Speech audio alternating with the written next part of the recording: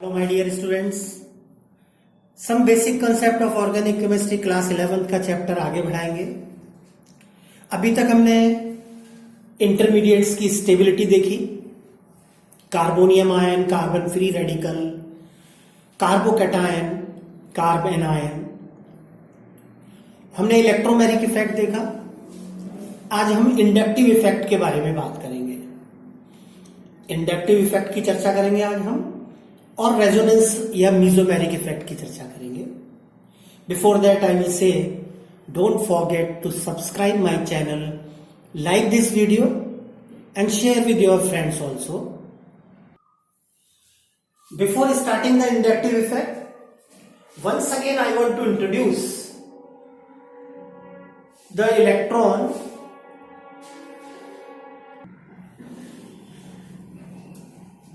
I want to say electron releasing group कौन से हैं, इलेक्ट्रॉन रिलीजिंग ग्रुप कौन कौन से हैं। तो हमने पहले भी डिस्कस किया, electron releasing groups are alkyl groups, यानी कि starting with the neutral atom H, जितना बड़ा एल्काइल ग्रुप होगा उतने ज्यादा वो इलेक्ट्रॉन रिलीज करेगा। Now the question raises, electron release किसको करेगा। यहां आप देखें, मैंने कुछ एल्काइल ग्रुप्स लिखे हैं। In comparison to hydrogen, methyl is electron releasing, ethyl और ज्यादा इलेक्ट्रॉन रिलीजिंग है, प्रोपाइल और ज्यादा इलेक्ट्रॉन रिलीजिंग है। यानी कि जैसे जैसे size of the alkyl group बढ़ेगा, इलेक्ट्रॉन रिलीजिंग नेचर इंक्रीज हो जाएगा। Now here I want to add to whom these groups will release the electrons। तो ये वाले ग्रुप एक्चुअली फंक्शनल ग्रुप को इलेक्ट्रॉन देंगे through the sigma bond. They will release the electron, they will give the electron to the functional group. और electron withdrawing group कौन से है,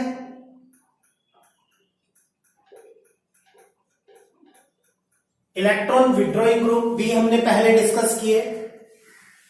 जैसे for example, in comparison to H,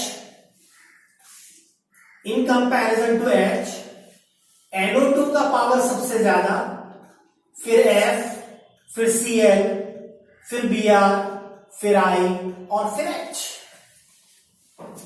NO2 का power सबसे ज्यादा है।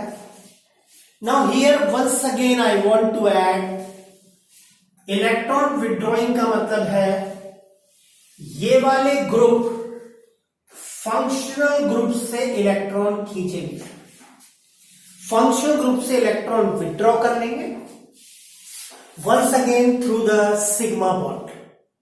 सिग्मा बॉन्ड के थ्रू ये वाले ग्रुप रिंग्स फंक्शनल ग्रुप से इलेक्ट्रॉन खींच लेंगे, विड्रॉ कर लेंगे। Now here we must know inductive effect is a permanent effect। कैसा इफेक्ट है, it's a permanent effect, and due to inductive effect, due to the presence of inductive effect, permanent dipole will develop। Permanent dipole will develop due to unequal sharing of electrons, due to the shifting of electrons। जैसे for example, if we talk about HCl, अगर HCl की बात करें, single covalent bond में एक electron H का है और एक इलेक्ट्रॉन Cl का। Electron negativity naturally you can C Cl is more electron negative, Cl is electron withdrawing. तो क्या होगा, हाइड्रोजन का इलेक्ट्रॉन भी Cl की तरफ शिफ्ट हो जाएगा। As a result Cl will acquire negative charge while hydrogen will acquire positive charge. Mind it, bond breakup नहीं हुआ है, बॉन्ड अभी भी एग्जिस्ट कर रहा है, इसीलिए हमने पार्शियल चार्जेस लगाए हैं। ऐसे नहीं लिखा हमने जैसे Na+Cl- लिखा करते हैं। तो यहां पर परमानेंट डाइपोल डेवलप हो जाएगा। नेचुरली वो बॉन्ड पोलर होगा और वीक बॉन्ड भी होगा, पोलर होगा और वीक बॉन्ड भी होगा। इंडक्टिव इफेक्ट को अगर हम क्लासिफाई करें तो जो ग्रुप फंक्शनल ग्रुप को इलेक्ट्रॉन देते हैं कहेंगे they will show plus I effect, ये प्लस आई इफेक्ट शो करेंगे। जो फंक्शनल ग्रुप से इलेक्ट्रॉन खींच लेते हैं, विथड्रॉ कर लेते हैं, they will show minus I effect. तो हमने इंडक्टिव इफेक्ट को दो पार्ट में डिवाइड किया, एक प्लस आई इफेक्ट और एक minus I effect. First of all we will see कि माइनस आई इफेक्ट कब लग रहा है, कैसे पहचाना जाए और उसको पहचानने का फायदा क्या हो। What is our aim to study the inductive effect. कैसे तो पहचाने कि कब ऑपरेट होगा, कब लग रहा होगा, और अगर हमने पता कर भी लिया तो उसका फायदा क्या होगा, हमको इसके बारे में डिस्कस करना है। तो first of all we will begin with the minus I effect. Minus I effect की बात करेंगे। सबसे पहले मान लेते हैं मुझे कार्बोक्सिलिक एसिड्स गिवन है और एसिडिक नेचर फाइंड आउट करना है। ऑफ कोर्स कार्बोक्सिलिक एसिड है तो एसिडिक तो होगा ही होगा, H+ आयन तो देगा ही देगा, pH 0 से 7 के बीच में होगी ही होगी। फॉर एग्जाम्पल हमको दिया fluoroacetic acid, chloroacetic acid, bromoacetic acid and iodoacetic acid. These 4 carboxylic acids we have with us. Mind it, all these 4 are the derivative of acetic acid. Ethanoic acid के derivative है, ये सब ethanoic acid के derivative है। CH3 में से एक hydrogen हटा, आया F, तो हमने कॉमनली बोला, कॉमन नोमेनक्लेचर में कहा fluoroacetic acid, chloroacetic acid, bromo and iodoacetic acid. We have to arrange them in order of acidic nature. Acid तो सारे हैं, माइंडेड, आई रिपीट, सब H+ देंगे, सबकी pH 7 से कम होगी. Our aim is to arrange them, कौन ज्यादा एसिडिक होगा और कौन कम एसिडिक होगा. It is our aim. Then how we can find? जैसे ही ये चारों कार्बोक्सिलिक एसिड हमारे सामने आए, हमारे मन में क्या आएगा, इन चारों में क्या डिफरेंट है.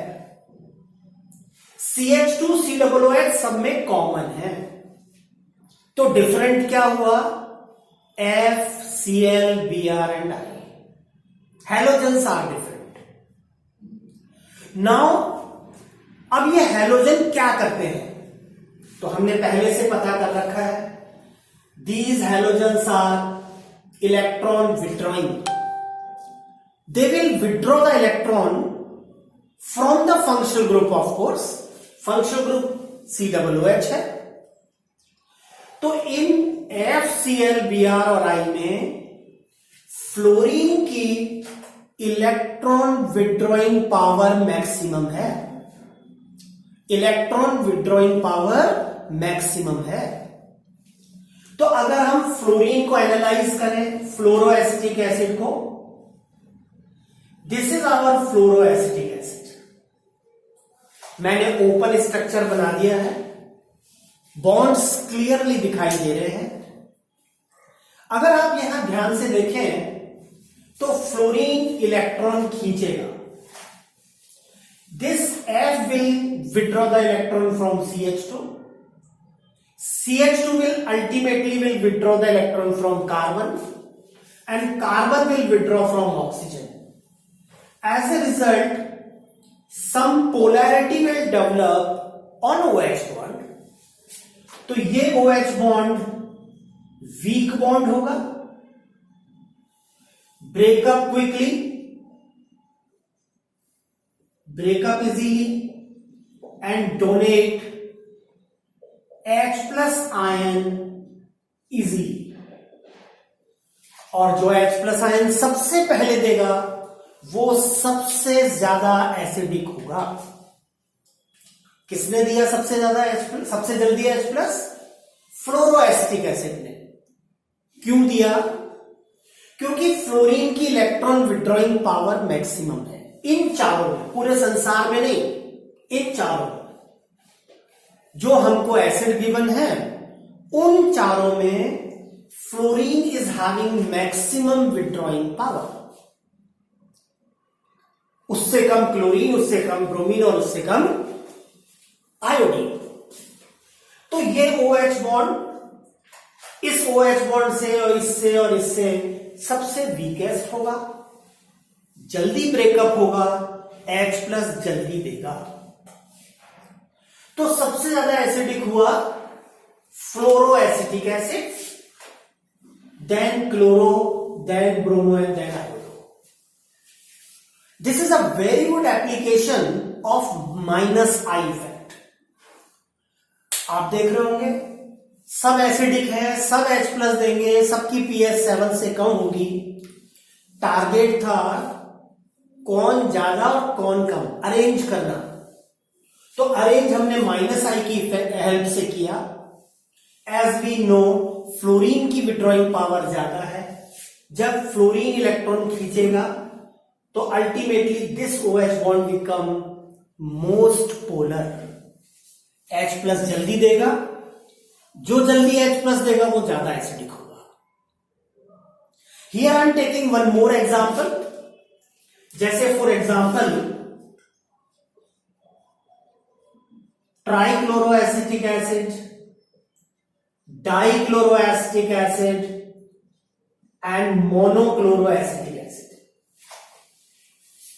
Trichloro, dichloro and monochloroacetic acid, common nomenclature की बात कर रहे हैं। ये चारों भी एसिटिक एसिड के डेरिवेटिव हैं, इथेनोइक एसिड के डेरिवेटिव हैं। CH3 में से एक H हटा, एक Cl आया, बन गया मोनोक्लोरोएसिटिक एसिड। एक H और हटा, एक Cl और आया, dichloroacetic acid. One more H, last H is substituted by one more Cl. As a result, trichloroacetic acid is formed. इनको भी हमको एसिडिक नेचर में अरेंज करना है। जैसे ये तीनों मॉलिक्यूल्स हमारे सामने होंगे, हम आइडेंटिफाई करेंगे इन तीनों में क्या डिफरेंट है। देन यू विल सी यहां 3 Cl है, यहां 2 Cl है, यहां 1 Cl है, और Cl का नेचर -I शो करेगा। तो यहां पर अगर हम एग्जाम्पल के लिए ट्राइक्लोरोएसिटिक एसिड ले लें, ओपन स्ट्रक्चर बना रहा हूं, this is trichloroacetic acid.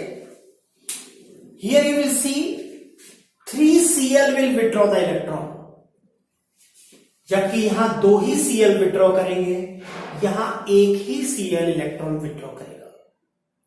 Naturally 3 Cl बहुत पावरफुली इलेक्ट्रॉन विड्रॉ करेंगे, और जब ये तीनों Cl इलेक्ट्रॉन विड्रॉ करेंगे, आप एरो देख रहे होंगे, Cl की तरफ हमने लगाया है, that means Cl is withdrawing the electron.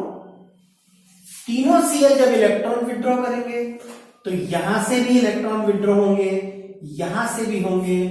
Ultimately this OH bond, वही वाली कहानी हम रिपीट करेंगे, partial charges will develop, bond becomes weak, break up quickly, easily and donate H plus ion easily। तो इन तीनों में 3 Cl की वजह से सबसे जल्दी H प्लस कौन देगा? तो हम कह सकते हैं trichloro will donate quickly in comparison to di and monochloro acetic acid. तो once again, by using the minus I concept, we arrange them in order of acidic nature. We can take one more example, see it carefully.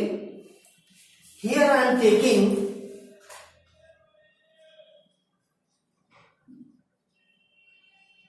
mind it, hydrogen से कोई फर्क नहीं पड़ता, ये 3 acid मैं ले रहा हूं,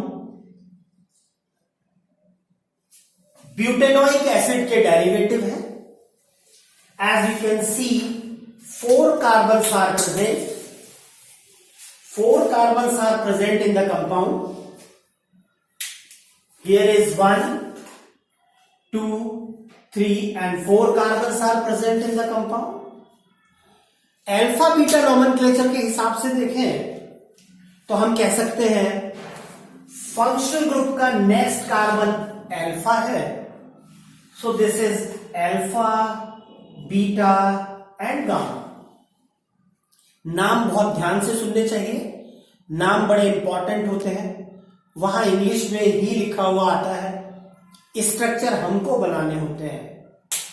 तो अगर इसका मैं IUPAC के अलावा नाम करना चाहूं तो I can say this is alpha chlorobutanoic acid, this is beta chlorobutanoic acid, this is gamma chlorobutanoic acid। Functional group का नेक्स्ट कार्बन अल्फा है, उसका नेक्स्ट बीटा और उसका नेक्स्ट गामा। तो इसको कहा जा सकता है गामा क्लोरो एसिटिक एसिड। पहला स्टेप अरेंज करने का, पहला स्टेप क्या हुआ? इन तीनों में क्या डिफरेंस हमको दिखाई दे रहा है?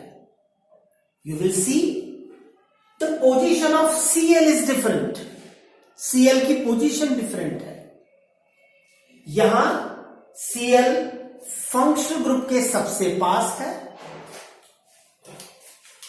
Cl फंक्शनल ग्रुप के सबसे पास, ये थोड़ा दूर और ये सबसे दूर है। तो सबसे ज्यादा इलेक्ट्रॉन कौन खींचेगा? अल्फा क्लोरोब्यूटेनोइक एसिड सबसे ज्यादा खींचेगा Cl। अल्टीमेटली ये OH बॉन्ड वीक हो जाएगा और वही स्टोरी, वीक बॉन्ड होगा, breakup easily, donate H plus ion easily. तो चूंकि Cl की पोजीशन यहां सबसे क्लोज है फंक्शनल ग्रुप के, इसलिए एसिडिक नेचर अल्फा क्लोरो का सबसे ज्यादा होगा, then after beta and then after gamma. In this way, we can arrange these carboxylic acid in order of acidic nature. Here is, तो ये हमने इंडक्टिव इफेक्ट के बारे में पढ़ा। सब्सक्राइब करना मत भूलिएगा चैनल को, वीडियो को लाइक करिए, शेयर करिए अपने फ्रेंड्स के साथ। आप देखेंगे हम टाइम वेस्ट नहीं करते, हम सीधे टॉपिक की बात करते हैं। अभी हम रेजोनेंस और मीजोमेरिक इफेक्ट पढ़ेंगे, बने रहिए। Now we will discuss about the plus I effect. Plus I effect के बारे में बात करेंगे और कार्बोक्सिलिक एसिड को ही अरेंज करना सीखेंगे। अगर हम प्लस आई इफेक्ट की बात करें और कुछ एग्जाम्पल लें तो formic acid, acetic acid, formic acid, acetic acid and propanoic acid. Methanoic acid, as far as IUPAC part is concerned, only one carbon is here. Ethanoic acid and propanoic acid. हमसे पूछा गया है, बताइए किसका acidic nature ज्यादा है और किसका कम, कौन ज्यादा एसिडिक है। This is our aim and we have to arrange them. जैसे ही मैंने इन तीनों का फार्मूला लिखा, पहला स्टेप, इन तीनों में डिफरेंट क्या है, सिमिलर क्या है। तो आप देख सकते हैं functional group is same, COOH सब में कॉमन है, और डिफरेंट क्या है, the difference is of alkyl group, ethyl, methyl and hydrogen are there. आप अगर इस सीरीज को देखें, हाइड्रोजन, मिथाइल एंड इथाइल, ये तीनों हैं। अब सबसे ज्यादा इलेक्ट्रॉन डोनर है इथाइल, सबसे ज्यादा इलेक्ट्रॉन डोनर है इथाइल। अगर मैं यहां प्रोपेनोइक एसिड बनाऊं तो सबसे ज्यादा इलेक्ट्रॉन रिलीज करेगा इथाइल ग्रुप, और ये देगा ऑक्सीजन को। Ultimately OH bond will be electron rich, electron rich हो जाएगा, स्ट्रॉन्ग बॉन्ड हो जाएगा, जल्दी नहीं टूटेगा। जबकि फॉर्मिक एसिड में hydrogen is attached with the functional group, hydrogen का अपना कोई नेचर नहीं। इसका मतलब ये OH बॉन्ड वीकेस्ट होगा, जल्दी ब्रेकअप होगा, और जल्दी ब्रेकअप होगा तो H+ आयन भी जल्दी देगा। H+ आयन जब जल्दी देगा तो नेचुरली एसिडिक नेचर ज्यादा होगा। तो अगर हम इनको अरेंज करें तो मीथेनोइक एसिड, फिर इथेनोइक एसिड और फिर प्रोपेनोइक एसिड। यहां पर चूंकि this OH bond is weakest, क्यों? क्योंकि हाइड्रोजन ने इलेक्ट्रॉन नहीं दिए, OH बॉन्ड इलेक्ट्रॉन डेफिशिएंट है, जबकि यहां इथाइल ग्रुप इलेक्ट्रॉन देता है, इलेक्ट्रॉन रिच बॉन्ड है, स्ट्रॉन्ग बॉन्ड होता है, electron rich bond strong bond होगा। H+ जल्दी नहीं दे पाएगा क्योंकि बॉन्ड, ये OH बॉन्ड जल्दी ब्रेकअप नहीं होगा। As a result, we can arrange them कि ये कहेंगे फॉर्मिक एसिड मोस्ट एसिडिक है इन तीनों में, फिर एसिटिक एसिड और फिर propanoic acid. This is a very good application of plus I effect. We can understand the plus I effect in this way. Now we will see the resonance of mesomeric effect. अब हम resonance और mesomeric effect देखेंगे। Resonance और mesomeric, it's a very important effect. Everybody must understand it very well. It's a very very important. Resonance effect is taken place in aromatic compounds. Resonance की बात हमने पहले भी की। अगर हम रेजोनेंस को डिफाइन करें, delocalisation of pi electron more than 2 times when the shifting of pi bond takes place, more than 2 times, तो हम उसको कहते हैं रेजोनेंस और mesomeric effect. It is found in aromatic compounds only aromatic का मतलब सिंपल मीनिंग अगर हम बात करें तो presence of benzene in any compound is structurally called aromatic compound.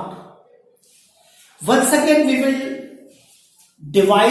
classify the resonance effect into two parts. One is plus R effect, which is also called plus M effect. plus R या plus M effect क्या है और कब लगता है? अगर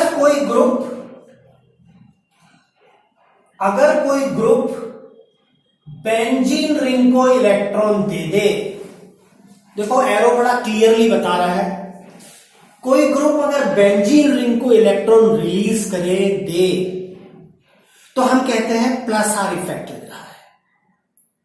तो कौन कौन से ग्रुप बेंजीन को इलेक्ट्रॉन दे सकते हैं? जैसे for example OH can give, NH2 can give, here is one more, CH3 can give, यानी कि कोई भी एल्काइल ग्रुप ले सकते हैं जो बेंजीन से अटैच्ड हो। These are the major ones and of course हालांकि Cl का इलेक्ट्रॉन विड्रॉइंग नेचर है, but due to the presence of lone pair it releases the electron to the benzene ring, यानी कि फिनॉल में resonance होगा, plus R effect होगा, aniline में होगा और टोलुइन में होगा। Of course in haloarenes due to the presence of lone pair in conjugation it will show the plus R effect many times. तो ये कुछ मॉलिक्यूल है। और yes, one more is there, that is very important compound I forgot, that is anisole, हमने पढ़ा था anisole, और अगर OC2H5 बेंजीन से लगा है तो फेनिटॉल। These groups OH, NH2, CH3, OCH3, all they will release the electron to the benzene ring. Now I will show you the resonance in phenol. The same way you can plot for aniline, for anisole and for chlorobenzene. Here is I am taking the example of phenol. See it carefully.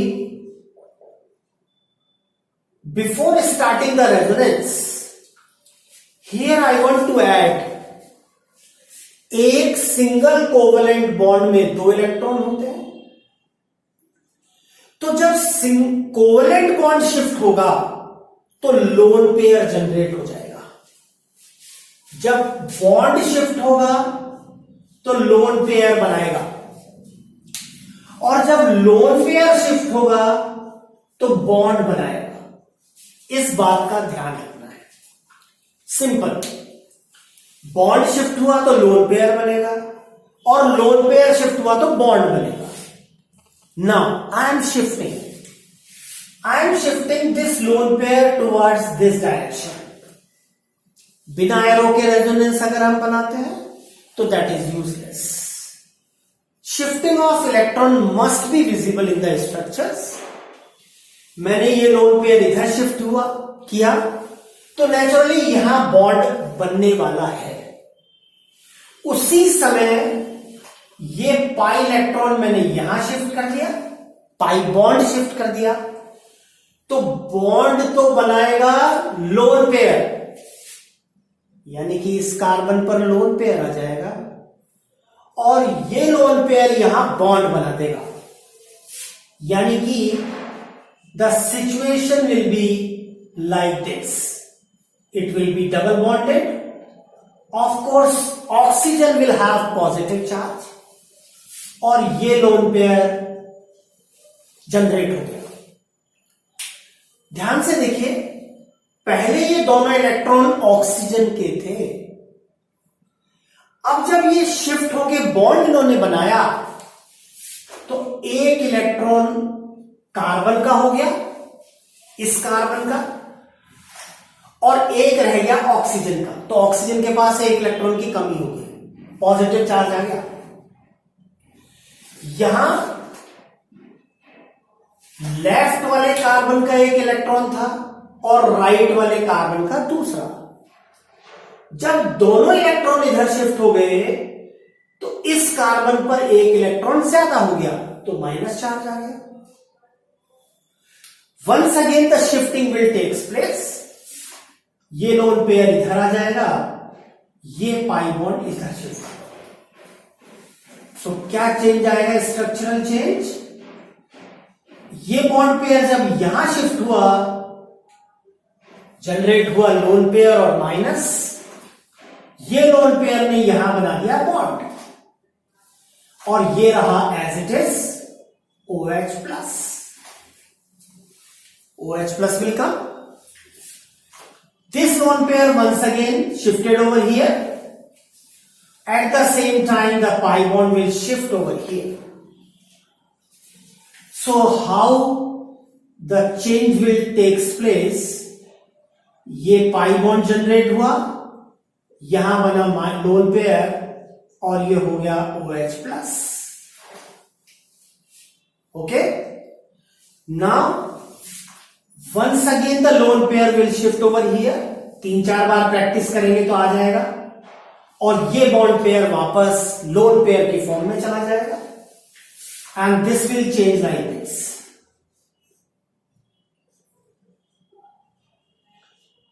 वापस हम उसी position पर आ गए जहां से शुरू हुए थे। हमने लोन पेयर से स्टार्ट किया, लोन पेयर जब इधर शिफ्ट हुआ तो बना बॉन्ड, और जब पाई बॉन्ड इस कार्बन पर शिफ्ट हुआ तो आ गया लोन पेयर। लोन पेयर अंदर गया रिंग में, तो यहां बन गया ये वाला बॉन्ड, और जब ये बॉन्ड शिफ्ट हुआ तो यहां जनरेट हो गया lone pair. In this way we will shift the pi bonds, pi electrons, and as a result these resonating structure will form. Now you observe the position of pi bonds. आप देखेंगे तीनों में इनकी position बदल गई है। ये resonance 24/7 होता है। It provides the extra stability to the aromatic molecules.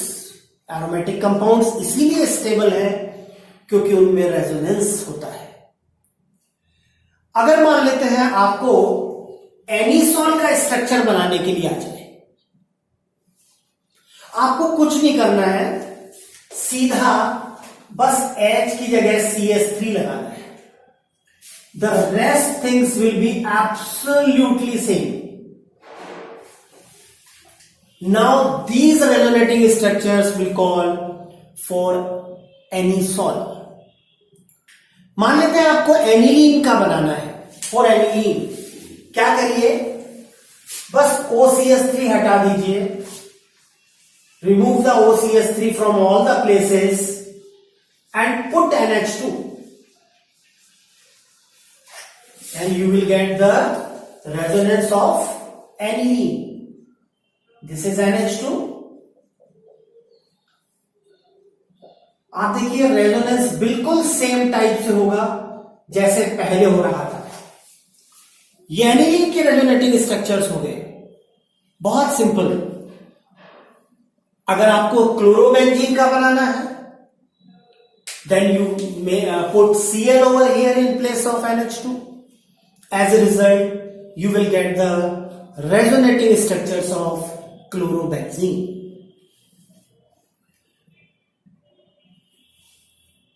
आप इनकी प्रैक्टिस करिए, प्रैक्टिस करेंगे तो नेचुरली बिल्कुल आएगा आपको।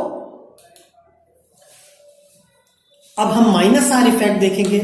बिफोर दैट आई विल से चैनल को सब्सक्राइब करना मत भूलिए, लाइक करिए, वीडियो को शेयर करिए अपने फ्रेंड्स के साथ, प्लस आर इफेक्ट देखेंगे या प्लस एम इफेक्ट देखेंगे। इफेक्ट किया, प्लस आर इफेक्ट के बाद we will see the minus R effect which is also known as minus M effect, mesomeric effect और resonance effect. Minus sign is showing as minus I that some group will withdraw the electron from the benzene ring. Benzene ring पर एक group है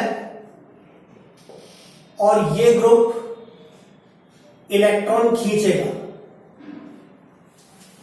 ये group benzene ring से electron खींचेगा। As a result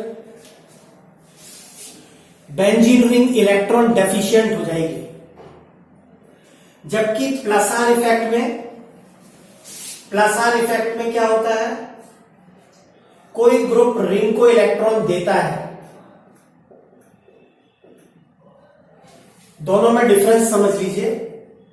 अब कौन कौन से ग्रुप रिंग से इलेक्ट्रॉन विड्रॉ कर सकते हैं? That may be NO2 group, nitrobenzene will withdraw the electron from the benzene ring. Benzoic acid, benzaldehyde, of course ester also, they will withdraw the electron from the benzene ring. We have to draw the resonating structure of nitrobenzene. The same case can be observed in benzoic acid as well as benzaldehyde. So here is I am drawing the structure of nitrobenzene. This is the structure of nitrobenzene. You will see in nitrobenzene 3 highly electronegative atoms are attached in NO2. These highly electronegative atom will pull the electron from the benzene ring. What will happen when the resonance will take place? These 2 electrons will move towards oxygen. Here you can see in this pi bond एक electron nitrogen का है और दूसरा electron oxygen का। Oxygen nitrogen का electron भी अपनी तरफ खींच लेगा। नेचुरली ऑक्सीजन पर नेगेटिव चार्ज होगा। Oxygen will have negative charge क्योंकि नाइट्रोजन का इलेक्ट्रॉन भी उसके पास आ गया। अब नाइट्रोजन पर इलेक्ट्रॉन डेफिशिएंसी होगी, ध्यान से देखिएगा। At the same time this pi bond will shift over here. यहां पर भी 2 इलेक्ट्रॉन है, एक इलेक्ट्रॉन डॉट वाला लेफ्ट कार्बन और क्रॉस वाला इस वाले कार्बन का। तो here it will make double bond. These pi bonds will remain as it is. This carbon will have positive charge because dot वाला इलेक्ट्रॉन और कार्बन नाइट्रोजन बॉन्ड की तरफ शिफ्ट हो गया। नाउ यू विल सी इस carbon की कमी को पूरा करने के लिए ये पाई इलेक्ट्रॉन इधर शिफ्ट हो जाता है, ये पाई बॉन्ड इधर शिफ्ट हो जाएगा। एज ए रिजल्ट NO2 वाला स्ट्रक्चर एज इट इज रहेगा, it will remain as it is. Now this pi bond will shift over here, तो यहां तो बन जाएगा pi bond. This carbon will be positively charged. Now, once again this pi bond will shift over here. As a result,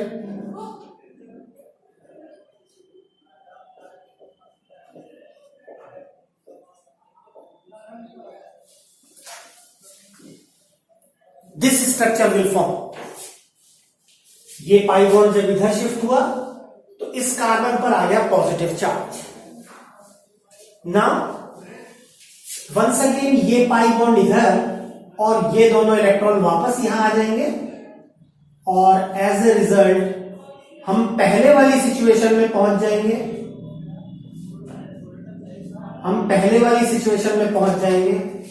as a result the same kind of structure will form.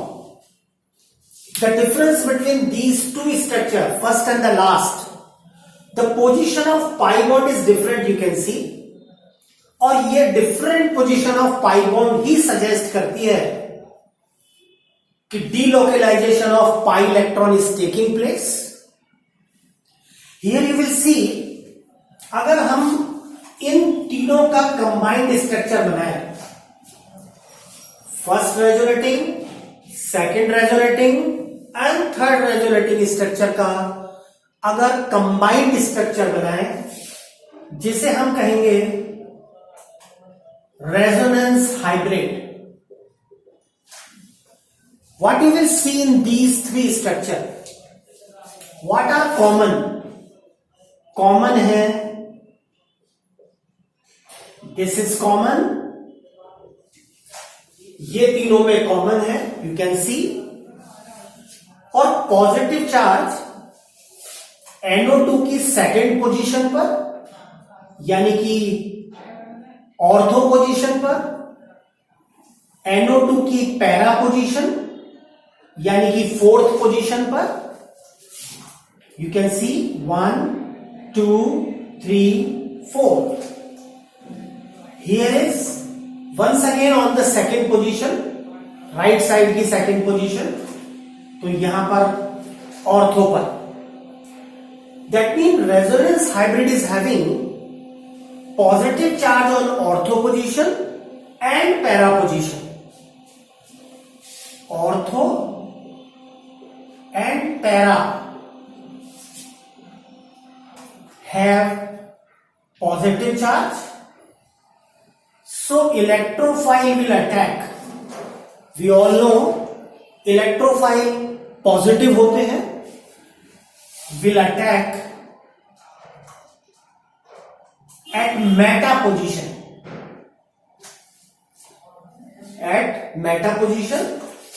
This position and this position is meta. We can say third position is meta.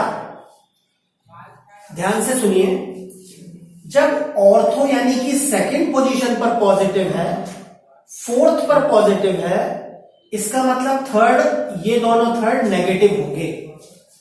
तो electrophile जो positively charge होता है वो कहां attack करेगा? Negative carbon पर, which is meta और the third carbon. Meta carbon या थर्ड कार्बन पर अटैक करेगा। यानी कि ये सारे compounds, all these three compounds are meta directing. These are the meta directing compounds. Meta directing का मतलब है, अगर NO2 बेंजीन पर है तो आने वाले पॉजिटिव आयन को वो मेटा पोजीशन पर डायरेक्ट करेगा, मेटा पोजीशन पर भेजेगा। NO2 होस्ट है, COOH होस्ट है, CHO होस्ट है। गेस्ट हुए इलेक्ट्रोफाइल, जैसे Cl+। अगर Cl+ इन तीनों पर अटैक करे तो वो Cl+ को मेटा पोजीशन पर भेजेंगे। जबकि प्लस आर इफेक्ट में आप देखें, resonance hybrid will be like this. मैं फिनॉल का रेजोनेंस हाइब्रिड बना रहा हूं। This is phenol. You can compare with the resonating structure of phenol. Here also we will plot the dotted line. Dotted line will show that electrons are resonating from this carbon to this carbon. This kind of resonance is going on. Phenol में ये resonating hybrid बनेगा, अगर हम electrophile का attack यहां करें, electrophile positive है, it will attack at ortho as well as para position, यानी कि electrophile will attack at ortho and para position, यानी कि phenol, aniline, anisole, toluene, all they are ortho and para directing, जबकि nitrobenzene, benzoic acid, benzaldehyde, all they are meta directing. Minded, यहां मैं एक बात add करूंगा, aromatic compound mainly electrophilic substitution reaction देते हैं। क्या होती है अभी डिस्कस करेंगे हम।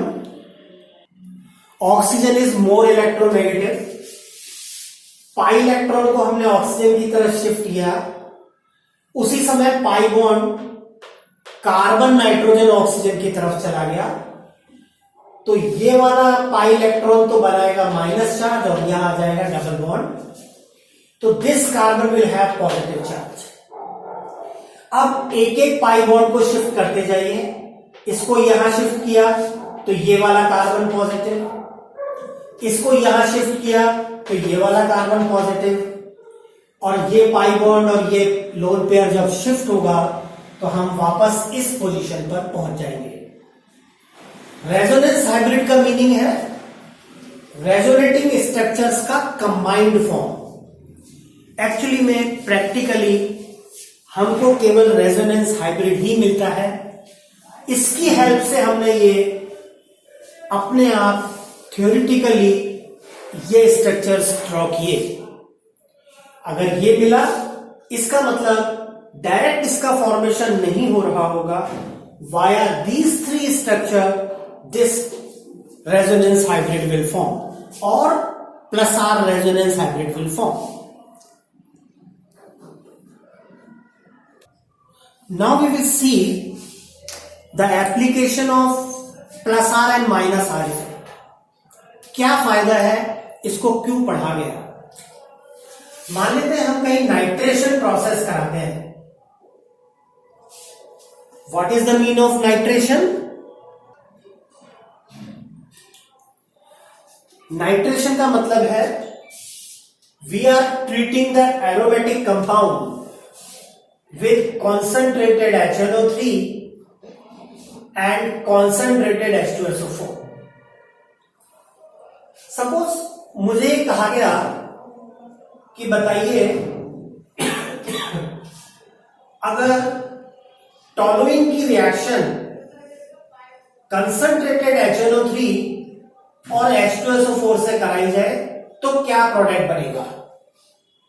ऑन द अदर हैंड कहा गया कि बेंजोइक एसिड की रिएक्शन भी कॉन्सेंट्रेटेड HNO3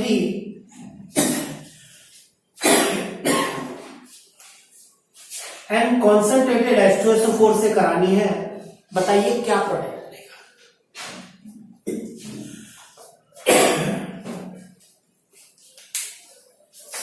दोनों में बेंजोइक एसिड का नाइट्रेशन हो रहा है, यहां टोलुइन का नाइट्रेशन हो रहा है। नाइट्रेशन प्रोसेस का नाम है। When these HNO3 H2SO4 will react together, they will always form nitronium ion. दोनों मिलके हमेशा क्या बनाएंगे, nitronium ion. Nitronium ion is an electrophile, हमने पढ़ा था। अभी मैंने बताया जितने भी एरोमेटिक कंपाउंड हैं मेनली इलेक्ट्रोफिलिक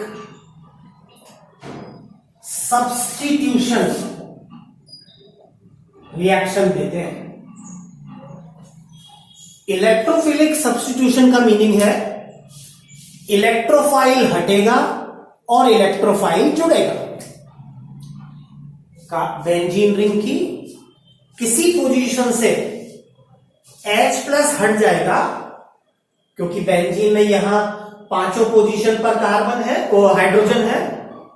यहां से किसी एक पोजीशन से एक बार में H+ का रिमूवल होगा और दूसरा इलेक्ट्रोफाइल पॉजिटिव आयन वहां आके जुड़ जाएगा। तो नाम हुआ इलेक्ट्रोफिलिक सब्स्टिट्यूशन रिएक्शन। इलेक्ट्रोफाइल का हटना और इलेक्ट्रोफाइल का जुड़ना, कहेंगे इलेक्ट्रोफिलिक सब्स्टिट्यूशन हो रहा है। जब हमने रेजोनेंस इफेक्ट देखा, मीजोमेरिक इफेक्ट देखा, तब वहां हमने टॉलुइन को देखा कि वहां +R इफेक्ट होगा। +R effect will takes place and electrophile will go at ortho and para position.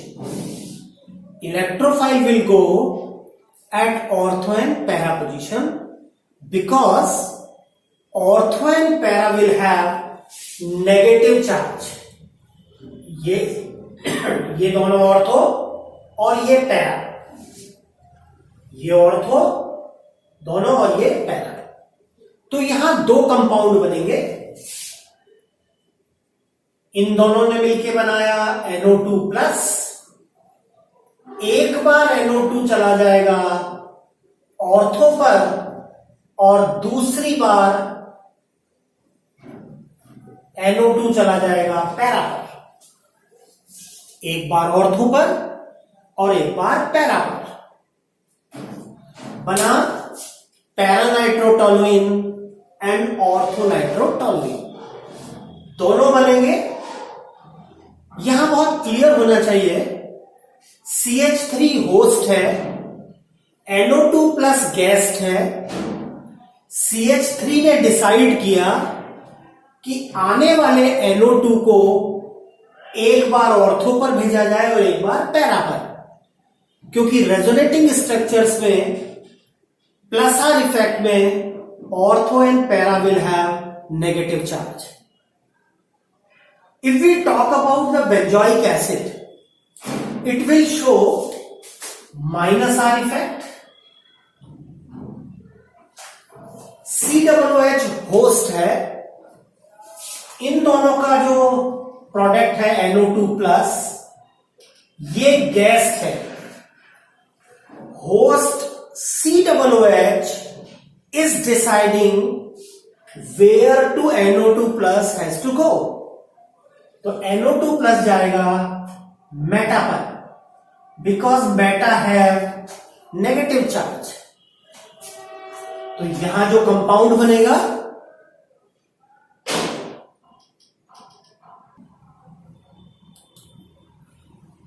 तो NO2+ COOH की मेटा पोजीशन पर जाएगा, यानी कि थर्ड पोजीशन पर जाएगा। NO2+ will move towards the third position. तो सिंगल कंपाउंड बनेगा।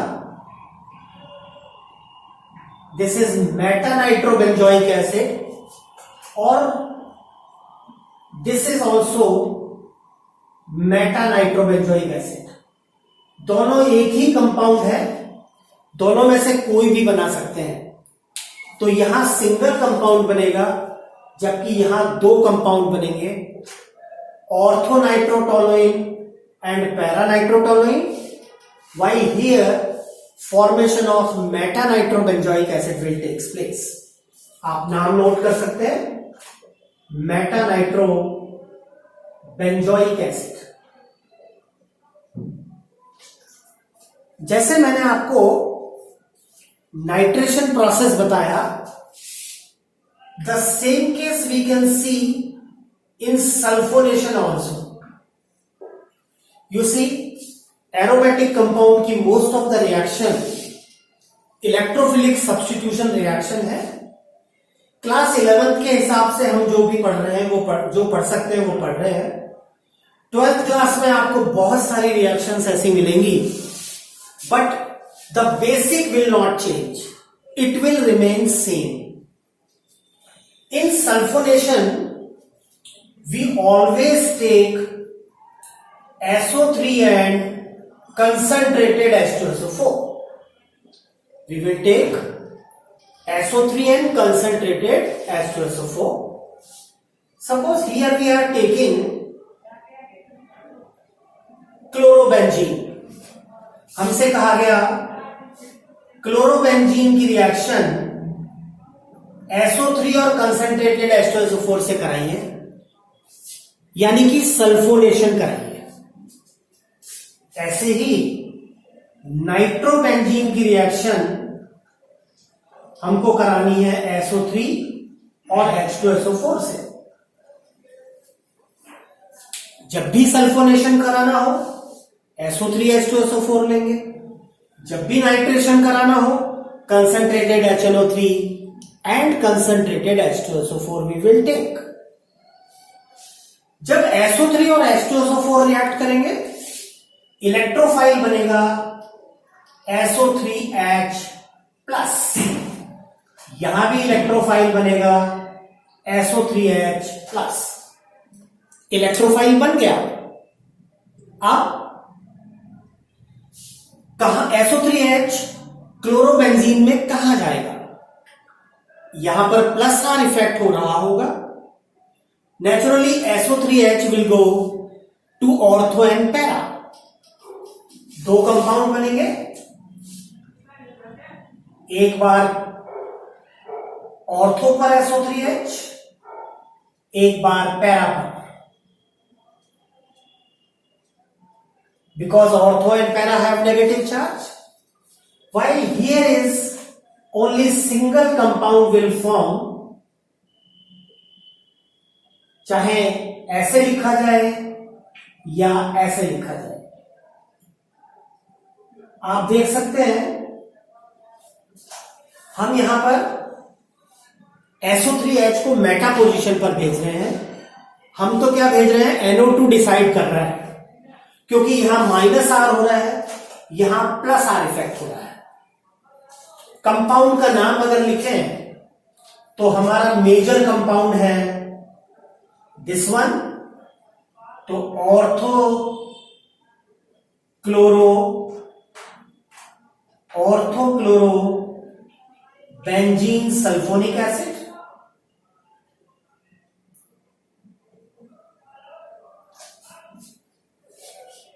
और इसका होगा पैरा क्लोरोबेंजीन सल्फोनिक एसिड. यहां पर भी SO3H सीनियर है, इसके साथ इंक्लूड करेंगे और NO2 की पोजीशन को देंगे मेटा. तो मेटा कह दें या 3 भी कह सकते हैं, 3 nitro benzene sulphonic acid. Third position को मेटा कह सकते हैं, सेकेंड पोजीशन